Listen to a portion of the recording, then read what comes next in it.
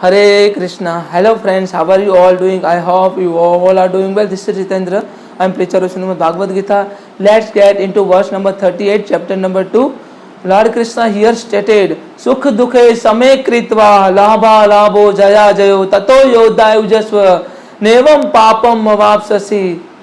Here Lord Krishna clearly stated, Sukh dukhe same kritva labha labho jaya jayo tato yodhaya ujasva nevam papam vavapsasi.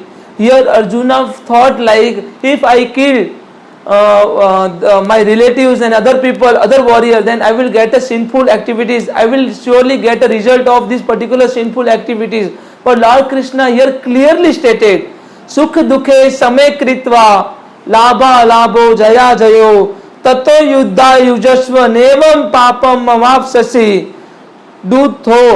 Do though fight for the sake of fighting. For you have to fight for the sake of fighting, without considering happiness or distress, loss or gain, and victory or defeat. And by so doing, you shall never incur the sin. You shall never incur the sin if you fight this particular warfare for the sake of the fighting. Lord Krishna now directly says that Arjuna should fight for the sake of fighting.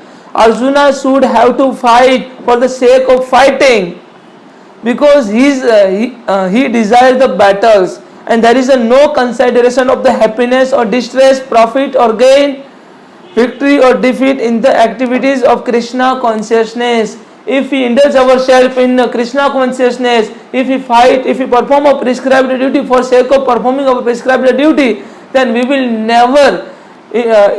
never indulge sinful activities, we will never incur the sinful activities. That everything should be performed for the sake of Krishna is a transcendental consciousness. So there is no reaction to material activities, and he who acts for his own sense of gratification, either in the goodness or in the passion, is a subject to reaction, good or bad.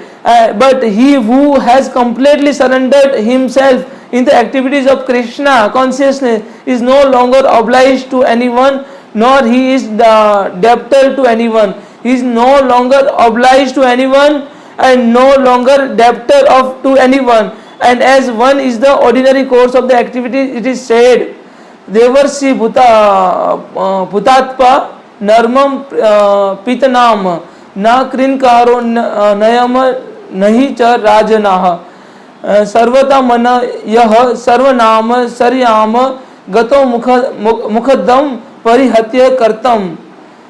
This is stated in Bhagavad Gita.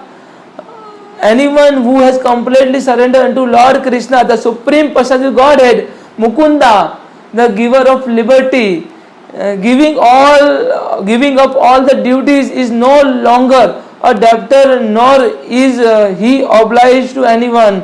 Not the demigods, nor the sages, nor the people in the general, nor kinsmen, nor humanity, and nor forefathers. And that is the indirect hint given by Lord Krishna to Arjuna in this verse, and matter will be more clearly explained in the following verse. Here Lord Krishna clearly make Arjuna understand, if you fight this particular warfare, Sukh dukhe same kritva labha labho jaya jayo tato yodhaya ujasva nevam papam mavapsasi. We all have to perform our prescribed duty, keep us in all the conditions, whether we will get a success or failure, we will get a profit or loss.